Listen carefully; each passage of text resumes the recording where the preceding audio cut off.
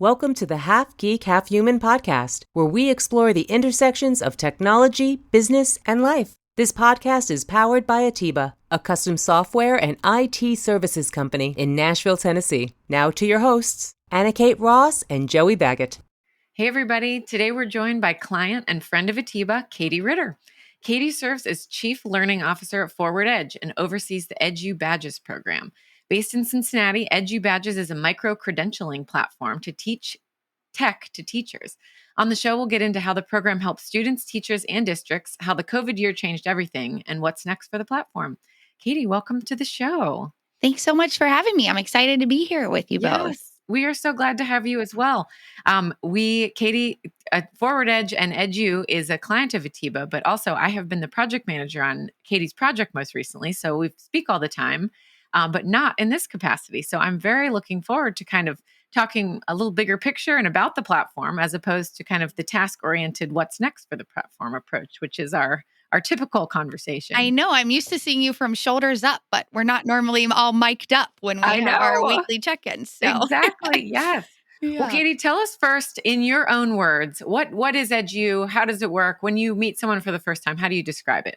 Yeah. So for folks who aren't familiar with the term micro-credential, I kind of explain it. If you think back to like Girl Scout or Boy Scout days when you had to learn a skill, prove you could perform the skill by actually doing it, and then you earned a badge that you sewed on your sash or your vest to signal to the world that you did in fact actually have this skill set.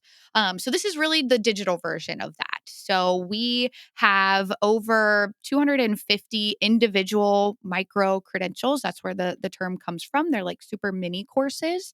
And so they're all on various EdTech tools or instructional strategies that utilize technology in the classroom. And so a teacher or an educator will come. They will learn the badge based on the screencast and the information that our team has presented. Then there's a use it section. So that's where they actually have to go back and use the skill with their students or their respective stakeholder group. And then they submit evidence to us. So either a screenshot of what they created or what their students created, or a video, a reflection, a link directly to the tool. So that varies, but they submit some sort of evidence to us. And then we have a review team that reviews every single badge, provides feedback if needed to help the educator if they've missed the mark just a little bit. And then ultimately they earn this digital badge to signal that they do in fact have this new skill. And then they also get points associated with each badge that they earned based on their time, which is really big for our user group because educator certifications, they're, depending on what your certification is, they're required to get a certain amount of PD hours or graduate credit to renew their certification every few years. So our program helps them earn those hours. What are some of the examples? Because when I was looking through the website and through some of the videos, I saw that there's a lot of alliteration within the achievements you can get. So what are some examples of maybe some of these credentials that the teachers could earn? Yeah. So we have, we really run the gamut from a teacher's skill set and comfortability in terms of where they're at with technology. So we literally have a badge on how do you take a screenshot on a computer, which is probably our most popular badge. And it's something that when I tell people that, they're a little shocked that how many people don't know how many educators don't have any idea how to do that until they come to our program. So we have things as basic skills as taking a screenshot to various EdTech tools. So some listeners might be familiar with just based on like having maybe children in schools. There's one that's really popular with educators is Kahoot. It's a review game that teachers will play in the classroom. So how do you set that up and actually do it with students to how do you use Google Classroom? Or Schoology or Canvas, which are all really popular learning management systems. So we teach them how to set up their courses and actually utilize the different features there, all the way to more instructional strategies. So when I say that for any non-educator listening, we have a badge on how do you offer voice and choice in the classroom to students through using different technologies so that students have more choice in what they're like, how they're learning material or how they're showing their learning. We have a number of social emotional learning badges, which is really big in terms of like mental health in supporting students in the classroom. So what are some different technology strategies that come into play to support our students' social emotional learning and their mental health? We have badges on how do you take the Google out of your assessment. So how are you creating assessments for students that they can't just Google the answer and spit back out to you? So all sorts of it really truly runs the gamut. And a number of certifications out there for teachers. So more of like your high flyers, your more advanced teachers that are super tech savvy. We have a number of badges and things to cater to that audience as well too. So there's really something to kind of meet everybody no matter where they're at coming into the program. Yeah. I have so many questions just related to the program and like all the different, I mean, the evolution of it all. But before we get too deep into the program, I don't know the origin story of EdgeU. How did this all come to pass in the first place? Yeah. So when I first joined Forward Edge a little over 8 years ago at this point, so I actually came from the classroom. I actually served as a technology coach prior to joining Forward Edge and then even after joining Forward Edge. So that is important to the origin story. So for anyone who doesn't know what a technology coach is in schools, you can kind of think of like an athletic coach, but this is someone who has teaching experience and they work with educators, primarily classroom teachers, to help them use all sorts of technology, whether it's like the AV equipment to software programs to all of the tools that we have in our program. And how do they actually use that for teaching and learning?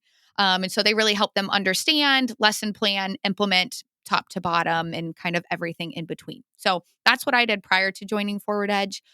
Here at Forward Edge, I oversee a team of 17 instructional technology coaches that service a number of districts. But when I first started and I was still actively coaching in districts, I was constantly getting asked how to do the same basic thing over and over. How do I take a screenshot, right? For example, just over and over skills that our teachers really should have, these tools that they were using in the classroom that really fundamentally change the experience for, make the teacher more productive, make them more efficient, provide feedback faster, and then obviously all of the learning opportunities for the students that are just fundamentally changed. And they just didn't know how to use these things. So my time was really being taken up answering very basic questions. And we were never getting into the deep, like transformational use of technology that ultimately is what we want to do when we're using technology for our students. So I was answering the same question over and over, very basic. Even when you lead professional development in group settings, there's so little of that time in schools because schools are forced to cover all of these state mandates and whatever initiative they have going on. And certain teachers, content teachers, like all of the math teachers get pulled, all of the English teachers get pulled. So you very rarely, you not very rarely, you never have enough time to actually like do group PD on these things. And even when you do have the time, so many people are pulled. So it's so fragmented. So that's why, The group professional development. yes. Sorry. Yes. Thank you. So that's where it comes in, where you're just constantly asking the same thing over and over. And then even if you had all the time in the world, people need support when they actually go back to their classroom setting and actually go back to build it. And when there's only one of you to service an entire school district, you can't possibly be there for everyone. So you have to think of a way to kind of duplicate yourself. And can help teachers continue to move along when you can't physically be there with them to help them. So that was kind of like from a instructional coach perspective need. And then there was also, from my years of coaching prior to joining Forward Edge and at Forward Edge, teachers would always complain to me about how, you've given us this tech, but no one's training us on how to use it. So then I trained them. And then it was great, you're training us, but you're never giving us time to actually develop the resources to implement it. So now we're expected to like go do this on our own time. So that's also part of the origin story was how can we give teachers the training and give them back for their time that they spend creating these materials? How do we prove the return on the investment, right? So you could have the best speaker in the world, schools pay lots of money to have speakers come in and present to their teachers. There's no guarantee that any teacher is actually going back and implementing those skills. So how do we ensure that the time and money we're investing in the teacher training is actually translating to student learning? So that was also part of like the puzzle pieces that came into this. And then finally, micro credentials. there was, I was really kind of starting to see a trend across the country just in the rise of micro credentials, particularly at higher ed. But kind of seeing that might be the way of the future of education as we move along. And teachers needed choice too. That was huge. They get funneled into so much professional development that is completely irrelevant to them, just in terms of compliance. So that was kind of the final piece. So kind of throw in all of these things. And then I was having a conversation with a couple of instructional technology coaches in another state. And they talked about how they implemented this badge program. Their teachers loved it, responded really well, but they couldn't keep up with the time to create new badges, to provide the feedback, to update the badges when all these different websites change their interfaces every 2 to 3 months, and add new features. And so it kind of fell flat because they just couldn't keep up with it. So that was kind of like the final piece that made this aha moment come together for me of, we at Forward Edge provide multiple coaches to a number of school districts. We could create this program, manage it, run it, keep it up to date, divide and conquer the labor on the back end, because it is a lot of labor on the back end. And then our schools that we service could benefit from it. They get access to the learning, they get the benefit of the hours towards their contact renewal. Our districts get to see the ROI. And it was just kind of this like light bulb aha that originally started as it would only be a service provided where we provide a coach. And it has since then, education's such a small world. And so, one district may not have had a Forward Edge coach, but they met with a curriculum director at another district at some offsite meeting and learned about the EdgeU Badges program that their district is using. And so that the word just kind of grew locally first, and people wanted access to the program, but maybe couldn't afford a Forward Edge coach. So we were forced to kind of go to the drawing board and figure out, how do we support this program when we don't have a physical person in place? And then that was, the original idea when we created it was 2017, and fast forward to today, 2023, and now it's a multi-state national program. So I love the micro credentialing, and I'll be 100% honest here. So a little bit of my background for you, Katie, is like I'm in sales here, and we work a lot with like a CRM platform called HubSpot, and HubSpot is really good with micro credentialing. And so I just didn't know that's what it was called. But you've added this whole like gamification side of it too, which I think is really interesting, because I think even as we get older in life, like we don't realize we still like to play the games, and yeah. we still like to have the scores and to know that we can beat other people in the same district. So I guess my question is like, what made you decide to do the gamification piece and actually give people scores to let them compete against each other? Yeah. So it was all around when we thought about how do we motivate teachers to actually utilize this platform. We're constantly, putting our heads together around how do we keep people motivated to use the platform and coming back. So we knew inherently you'd have a good chunk of teachers who were just going to be intrinsically motivated to get better. They wanted to understand, they would want access. So, excuse me. So that's great. You'd have a small chunk. Then we'd have a chunk of teachers who, depending on where they fall with their licensure renewal, they would be motivated by the fact that this was a way that they could get their contact hours to put toward their licensure renewal. So great, they're going to be motivated by that. But then you have this other like good chunk of people who we thought they might be grandfathered in where they don't need contact hours to renew their license. So they're not going to be motivated by that. And they may not understand the point of using technology necessarily, because again, this was all pre-COVID, right? So they may not see value in where technology fits in education. So we had to just kind of think about what's another way that we might be able to pull in a segment of our audience to motivate them. And exactly what you said, Joey, people are motivated by games. They're motivated by competition. We get PE teachers who are in there earning a bunch of badges because they want to be at the top of the leaderboard because they're very competitive. So that the points that they get that equate to like their contact hours at the, kind of carrot at the very end of the stick, those are the same points that allow them to climb up the leaderboard. They move through different levels. So once they get a certain number of points, they're automatically kind of awarded this new badge, this new level of like, hey, I'm moved from an initiator to an engager now. So it's kind of to help with progress along the way. Additional kind of milestones help as well with those points. But that leaderboard, man, that really motivates a good chunk of teachers who, a little bit to my dismay, I'm like, okay, but you still need to know why you're earning and using these badges with your students, not just like using them to climb up the leaderboard. But yeah, they they enjoy it. They're competitive. Yes, yes. I guess it's a win in the end, but connecting it to the original mission is still important.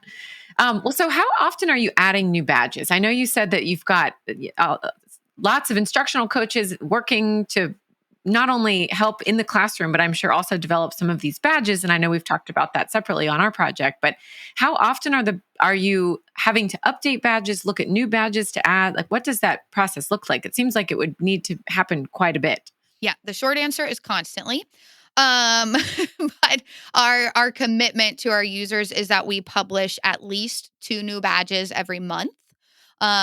Earlier in the program, it was 4 badges every month, but at this point, we have such a huge library. And once we grew to the number of badges we have, the content updating actually takes up more of the time now. So we had to scale back on brand new badges. But that is important, right? Because there's new tools developed all the time. There's new features to these tools pushed out every time. AI has fundamentally changed so many things that we've had to create a series of badges for. So it is important that we're putting new content out there. So 2 new badges every month at this point. And then we are also reviewing, 2 to 4 badges every month, like going back through just kind of we have a list of our oldest, or most frequent, or I guess least long ago updated badge. I didn't say that very eloquently, but whatever is the like oldest badge that we have in the queue, that's kind of front of the line to be updated. It's kind of recycling and make sure they're Yes. constantly being updated and fresh. Yeah. Yes. And then anything that we know of, like for instance, Flipgrid is a really popular tool. If you have kids, your kids have probably used it. They create the video responses, and they can respond with video to each other. So that's a super easy tool for people using the classroom. Super popular badge because of that. And so they completely changed their name and their logo last year. And so we had to redo all of our badges because the entire interface was different. So when big things like that happen, we also kind of jump them to the front of the line too. Gotcha. Okay. So the platform started in some form or fashion in 2017. The idea had been trickling along for a while. You were using a website. You had a WordPress site that you were starting to add badges to, managing users. Things are chugging right along, 2018, 2019, and then 2020 hits. And what happened? Well, I'm starting to twitch and, have just like terrible flashbacks. But I started twitching just when you said the WordPress site because, Anna Kate, firsthand just like how bad a shape we were in with that bad boy by the time 2020 came around. But so when schools close, because pre-2020, by that time, a number of schools were, they would claim to be one-to-one, and they were in fact, one device to one student. Okay. But so many teachers really weren't, so many schools had a learning management system like a Google Classroom, a Schoology, a Canvas, a Blackboard, a whatever. But teachers weren't necessarily using it. And they weren't using it well, and they were using the bare minimum features. So there was still so many teachers who just really weren't using technology. And when schools closed, that exacerbated the divide between students who were getting an educational experience with teachers who understood how to use technology effectively and students who weren't. And in the education space, we call that the digital use divide, right? It used to be like who has a device, who has the internet at home, the digital divide. COVID also made us realize that although we thought we were a lot further, we still weren't quite as far along with, internet access at home for kiddos, and a lot of teachers in rural areas as well. But the COVID just exacerbated that digital use divide and the teachers who know how to use technology and who don't, which then sent a lot of administrators into just complete panics, right? You still have to educate the kids at home. And our teachers don't know how to do that. So what do we do now? So, people were scrambling all over, teachers themselves who realized, how am I going to meet the needs of my kids right now? Um, Administrators recognizing that. And our solution was a great solution, right? It's all online. They can do it anytime, anywhere. We didn't have to recreate the wheel. It was already accessible online from anywhere. So, it was a flood of users to use this program as a response to get teachers up to speed really quickly to be able to serve students for the remainder of the school year. So March, I imagine, let's just say it was March, but let's just say you guys are probably figuring out for your own team, are we going into the office? Are we not? You have conferences coming out. I'm sure thinking about your own like day-to-day lives. There was so much fear and panic at that time.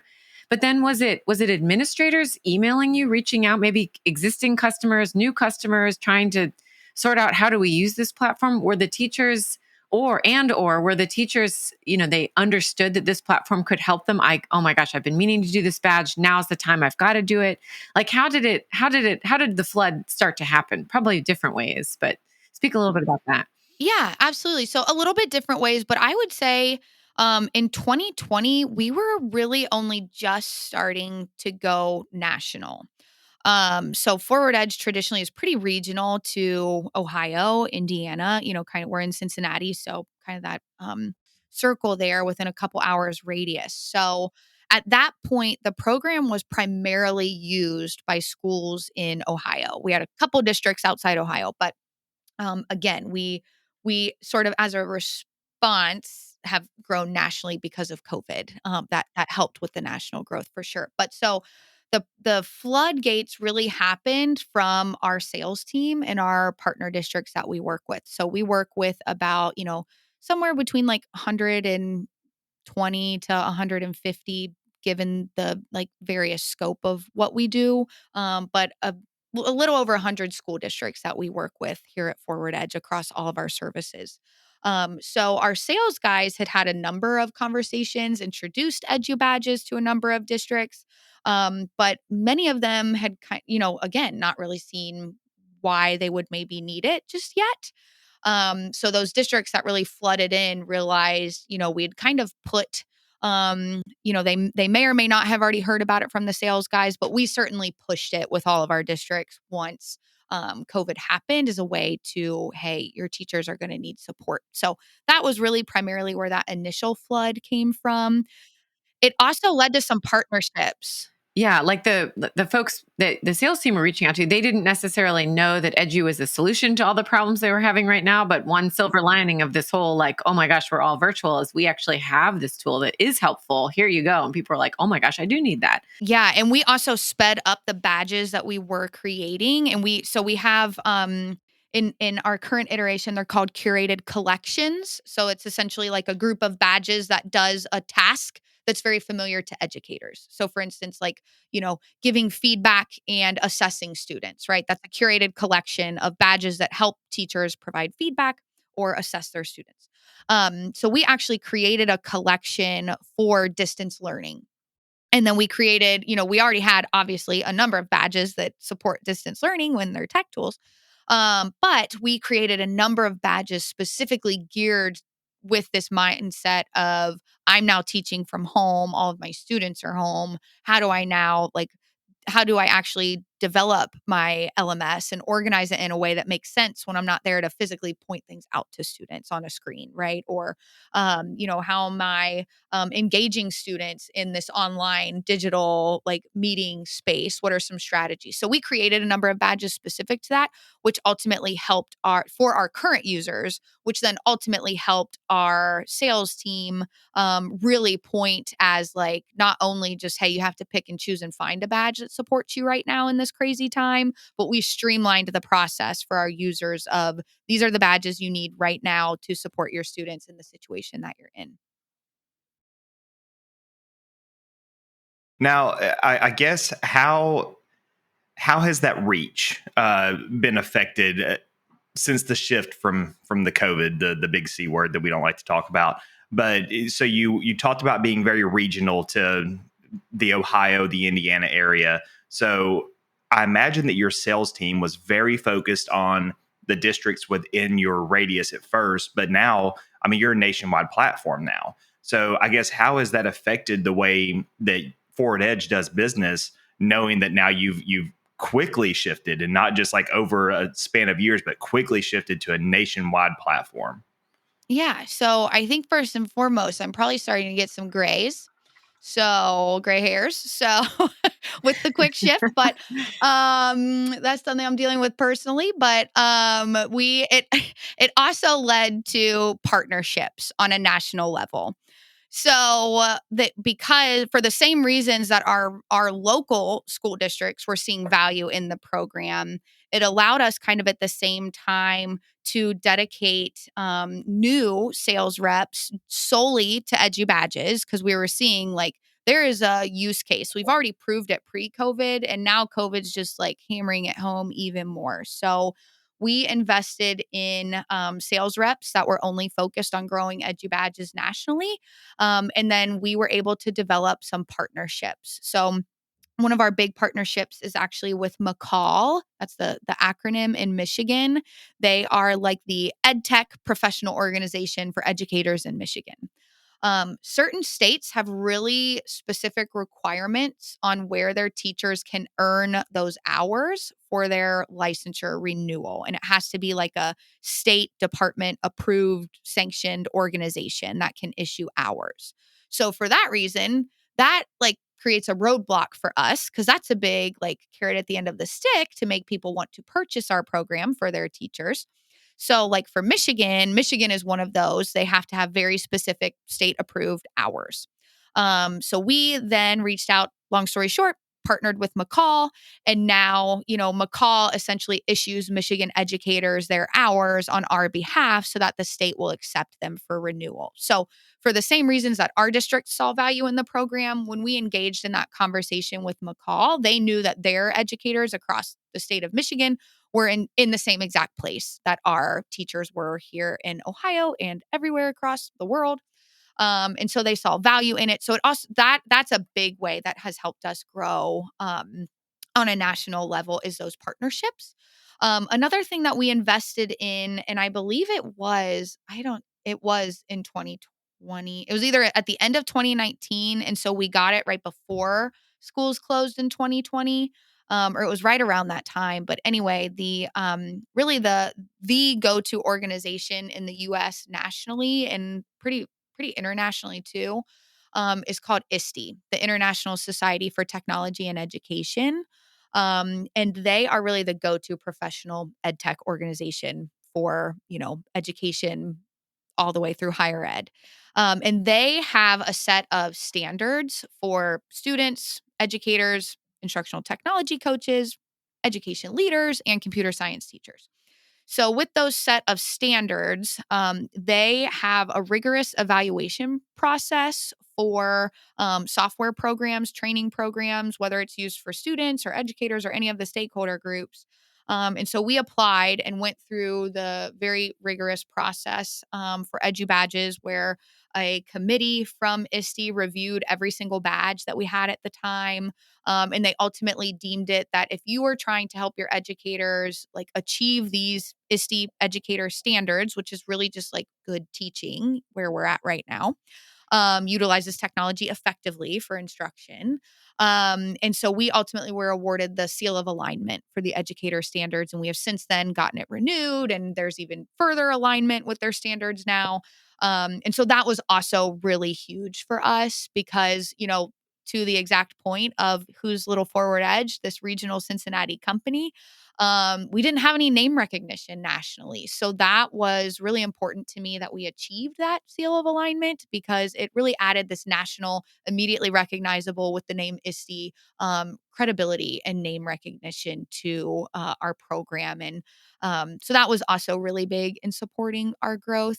And then we've been doing a lot of traveling with conferences once they kicked back up in person as well, too. So that's helped tremendously as well. Yeah, you guys have come so far. I mean, I knew some of this origin story, but I mean, just to connect it with the work we've done for you guys, moving from the WordPress site to a custom software application, like hearing how you've grown and bloomed and expanded and the number of users in there now, it all makes so much more sense. I mean, you needed that. You had to, this WordPress site was very impressive. I mean, I've got to say, for what it was doing, for all like the bells and whistles that were kind of tacked on and bolted on to make all of this work, you guys were doing a lot. I appreciate that. I did a lot of the WordPress site, but I also have to give a ton of credit to my colleague, Michael Rausch, who like really helped with a lot of the WordPress coding. But yeah, I mean, between myself and Michael, we pretty much built that bad boy, and then we pieced it together. It was held together with band-aids by the time we came to you all with the SOS Yes. flag. But yeah, I mean, I can't say enough about Atiba and the work that you all have done with us from the very beginning, supporting WordPress to ultimately moving forward to developing this new platform. You all have just been absolutely wonderful. Well, thank you. It's been super fun to see the trajectory and the evolution of it all. Because you weren't a particularly old platform when we started working with you. So now to see where you guys are now, and I did want to take it back to the platform began with a great origin story, humble beginnings, helping teachers with technology in the classroom so they can do more with less time.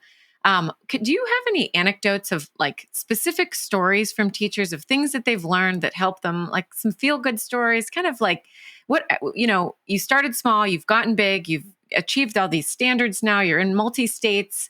But how, like, is it helping teachers in the classroom on a day-to-day basis? Kind of like right at the bottom. I know. I love these stories. I'm always trying to pull them out of teachers because when they submit their evidence so frequently, they'll submit they'll type something about like, thank you so much, this was amazing for my students. But a lot of times it's fairly generic. They don't get necessarily super specific with it with us. But a few that I do know. First, I'll give a shout out to Jill Du Bois. Jill actually works for us full time now for the EdgeU Badges program, reviewing badges and providing feedback. But she actually started.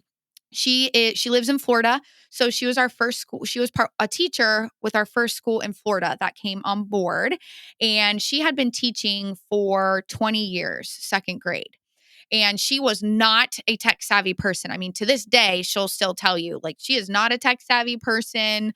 She's a great troubleshooter and problem solver because she figures it out at this point. But when she first started in the program, she was not really using technology very much with her second graders. And it just fundamentally and completely changed her teaching her last couple of years before she ultimately decided to leave teaching, and she, joined EdgeU Badges full time now. But one of the great things that she did that she learned from the program is a tool called Book Creator. And essentially, long story short, you create digital books and you can embed multimedia, video, text, images, audio, all sorts of stuff into Book Creator. And they're digital books that you can share. And so she did Book Creator, learned about it, and, did it with her students as a kind of all group activity, and then ultimately grew into that was what she started using for her students when they would be done with, whatever their center, their station, or their work. It was, okay, you can, Book Creator was one of ultimately many choices she gave them that were different tech things she had learned in the program. But Book Creator was one of those choices that she gave her second graders. Like, when you finish your work, you can go work on your book creators. And the students got to make up their own books, right? It wasn't like we're all creating books on the water cycle. It was, you get to create a book on whatever you're passionate about, whatever you're interested in. That was school appropriate, of course. But second graders aren't too inappropriate. But generally speaking, right? Yeah, generally speaking. And she noticed one day that her library was full because these kids were like working and creating so many books, not only in class when they were done, but they started working on them from home. So that was just like kind of this amazing thing to hear about, just sparking all of this joy for learning and creating in these students. And, they were doing research on their topics that they were creating. And, one little kiddo made a book all about like the ocean. He was fascinated with the ocean. So he was doing research on the ocean and just like, so that was really awesome. Less like feel good because it's not second graders, but still a really cool story. We had a high school teacher who did the very basic Google Drive badge. Badge, which covers a lot of just organization and kind of quick navigation tips in Google Drive. And a big misconception is that young people, whether it's teachers entering the profession or our students, are super tech savvy. They've grown up with technology, so they're super tech savvy. And the misconception is like, yes, they pick it up quickly and they might know how to look on social media or watch a YouTube video, but they don't know how to use technology for academic and professional purposes. So that's where these high school kids were, is that they, everything's in Google Drive, but they don't know how to organize it, how to navigate it, how to find things quickly. So it's sort of just kind of put a magnifying glass on their already not so great organizational skills, as many high schoolers have not yet developed. But so this teacher learned the Google Drive badge, realized our kids need this information, and the counselors ended up having him teach that information that he learned from our badge to every single kid in the high school. So Oh they my kind of started gosh. grounding them through, and bringing them through. So that impacted, that one super basic badge impacted an entire building of high school students, which was pretty awesome. And then, That is really cool. And yeah. actually, I just listened. This is a great time to plug the podcast that you guys have. Oh, thanks. So this is the Restart Recharge podcast, which is a podcast for educational coaches by educational coaches, right? Yes. Yes. And I just listened to your Tech with Littles episode, and that was such a prime. I can just, so much of that episode was talking about how we just assume these kids, quote unquote kids, they know so much about technology.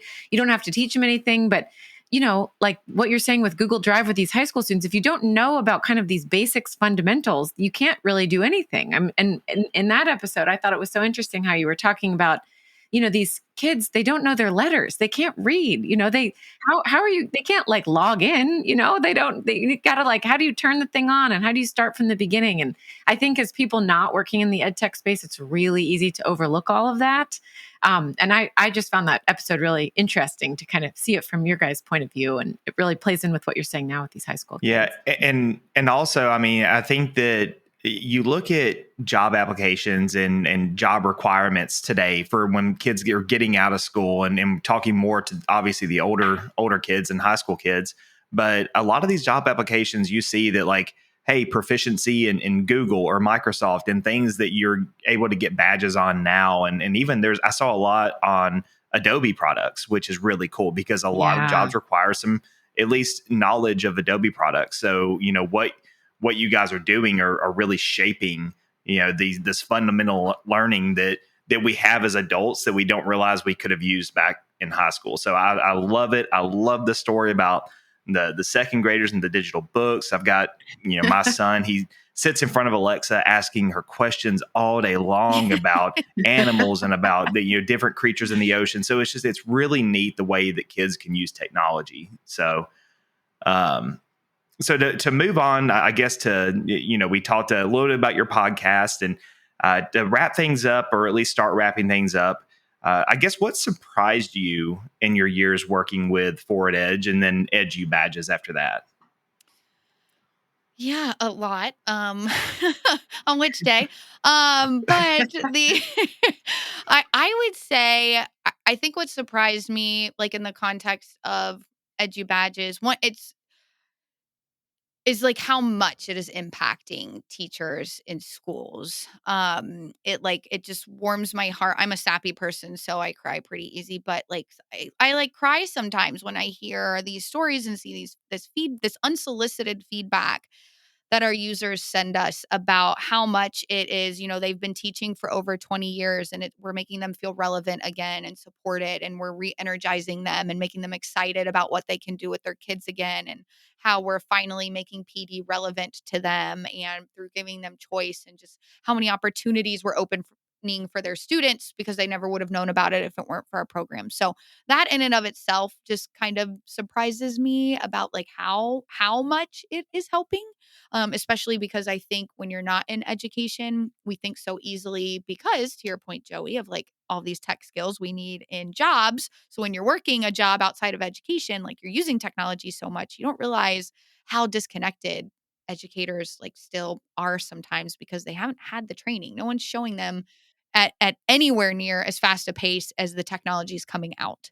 Um, So that has been surprising. But the biggest thing over the years that has surprised me is just the platform's ability to live on its own outside of one of our coaches being there. Because again, I was pretty adamant about that at the beginning.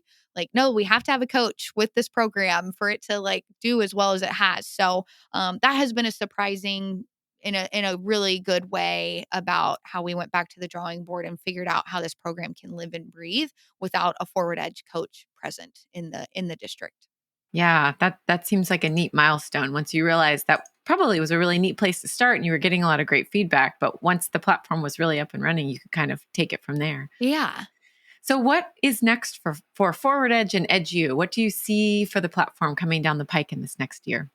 Yeah, it has been it's just been so crazy to see it grow. So, in particular, we have a couple of universities who are using the program for their the university students who are in like teacher prep programs, so colleges of education.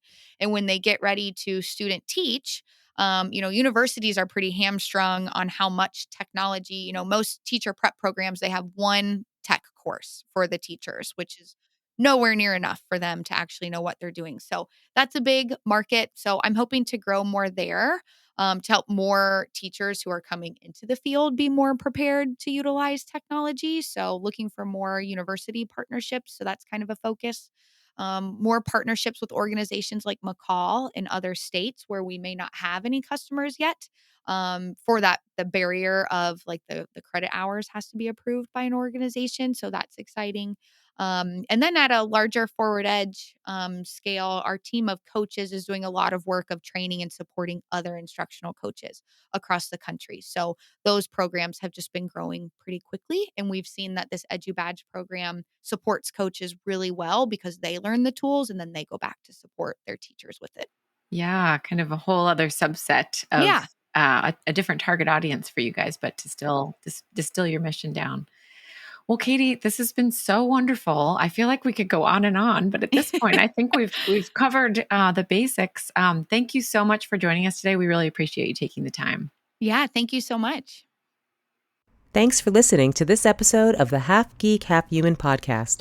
Make sure to follow the Half Geek Half Human podcast on YouTube, Facebook, Instagram, Twitter, and LinkedIn. We'll see you next time. You've been listening to Half Geek Half Human.